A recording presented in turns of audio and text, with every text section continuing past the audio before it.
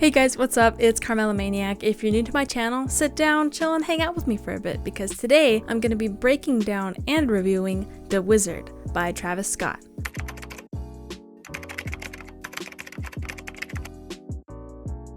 Now this song is off of a new album called Jack Boys 2 by the Jack Boys. And Jack Boys is a group made up of artists that are signed to Travis Scott's label, Cactus Jack Records. Artists on this album include Don Toliver, an artist which I've reviewed before, check it out here, Sheck West, Sofago, Wally the Sensei, and Luxury Tax 50, along with a bunch of other features. This song has some language in it, so please beware.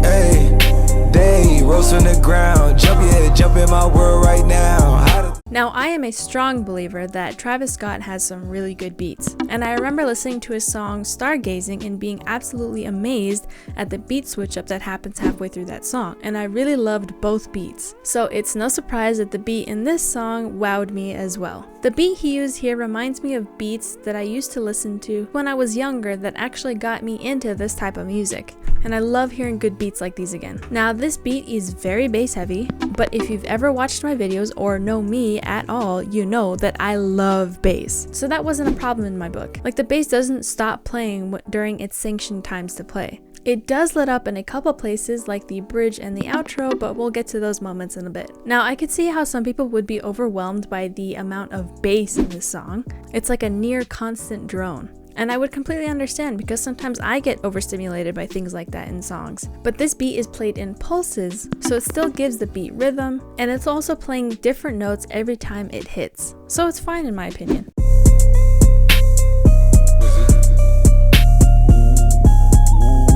The melodic element of the beat basically consists of a bell-like synth, and it kind of slides in terms of pitch between notes sometimes, which I think makes it a very compelling sound.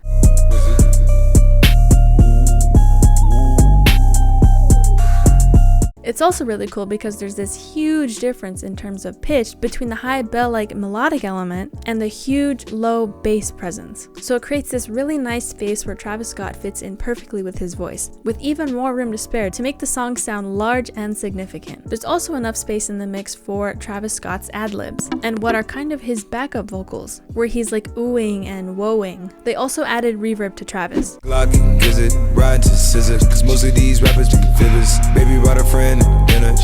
The backup vocals and reverb give the song some thickness and fill out some of the spaces in the mix, so the song is not too bare-boned with all the space between the melodic element and the bass. The reverb also gives a feeling that Travis is in a really big room, further contributing to the space I mentioned earlier. And so we don't get too tired of the bell-like melody, and to break up the repetitiveness, they change their melody around 30 seconds into the song to bring more of the focus to Travis. Making the vlog, connect all the bonds, it's how we all bond together. 10 years straight, I've been on the run. There's also another different melodic element that comes in from time to time to give a little bit of a flourish.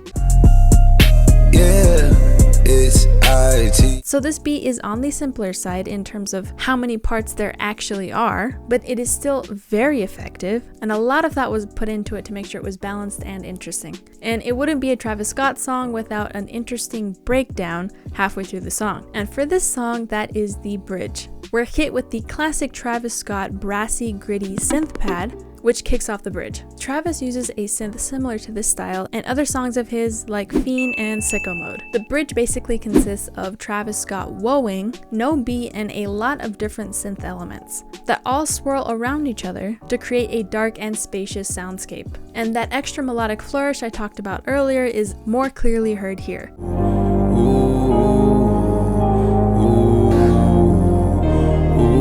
So when we go back into the beat for verse 2 after the bridge, we take some of those synth elements with us. So the beat is much fuller, and the bell becomes less prominent, ensuring that it wasn't overplayed and we don't get tired of it.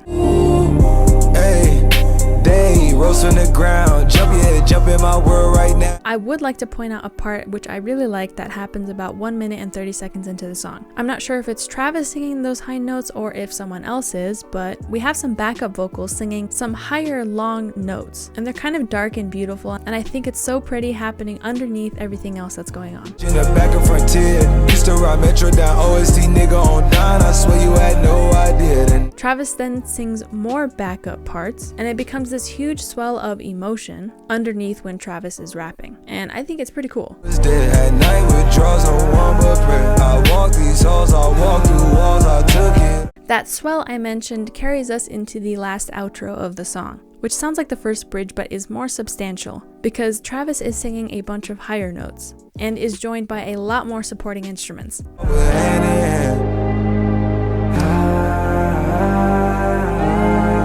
Then with the coolest little lead in from a synth, we go back into the beat. Now this beat is the same beat that we heard in the beginning of the song with just the bell and the bass and the other percussive elements.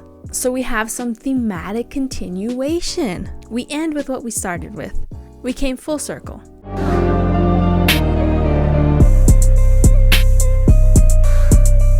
Another interesting note is that the bell-like synth plays the same note over and over again at the last part of the song, adding in an interesting sense of tension. Not sure why they did that, but it's there.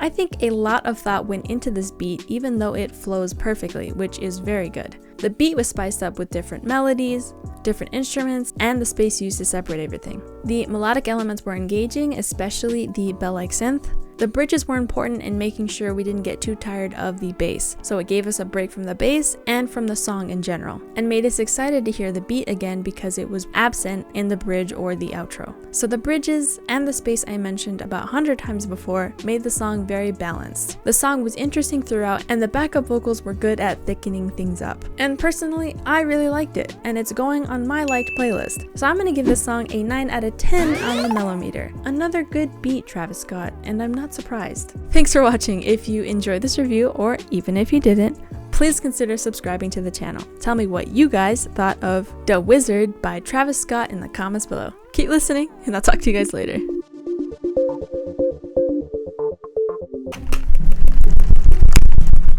Tell me what you guys thought of The Wizard.